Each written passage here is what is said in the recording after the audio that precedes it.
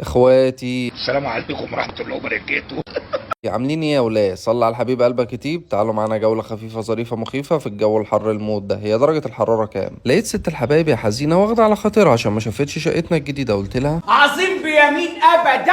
لا نروح في التو وفي الحال. وقفت تويوتا ميكروباص واخدت له حسابي، ركبت وركبت اشطر كتكوت والجماعة، فتحت محفظتي حسبت على العربية كلها، عطيته 200 جندي. ما انا راجل فييز بقى. اثبت نفسك يلا، هتشوف اسم منطقتك على اليافطة. عارفين الكوبري ده فين؟ طب الجدع بقى اللي هيعرف الكوبري ده كمان فين. وعلى السريع عشان الباقة بتضيع، اللي يشوف مكانه على اليافطة الزرقاء وانهم محافظة في دول يكتب بالبنط العريض كومنت راي زيه ويرزع اللايك الجميل. وايوه زي ما انتوا شايفين وصلنا محافظة البحيرة وبالتحديد على الزراعي. لقيت التنية 9 راكب دي وقفلنا، ودي وسيلة النقل الوحيدة اللي هتوصلنا بيتنا. قلت له ابو حمص يا اسطى، قال لي يشبه. طلعت من حر مالي 100 جندي ورضيت بيهم السواق اللذيذ. قال لي متشكرين يا رايق واهلا بكم في موطننا المتواضع بالاكتر الشرقية، ويوما ما ده بيتنا ان شاء الله، لان كل انسان بالسعي هيوصل لمبتغاه. وهنا وصلنا النجع، فقلت اجيب باليتة كراش. لقيت سعرها 200 جندي. قلت له ليه؟ قال لي غليت عشان المقاطعة. يعني انا مش عارف دلوقتي هي دي مقاطعة ولا مش مقاطعة. وهنا اخيرا وليس اخرا وصلنا لبيتنا المتواضع في بلدنا المتواضع قدوة النبات. فنزلنا اشيائنا ومشتقاتنا، فالسواق قال لي ارجع ازاي؟ قلت له خلي بالك في اول يمين تاني بحوده هتلاقي رصيف عالي، اوعى تلبس فيه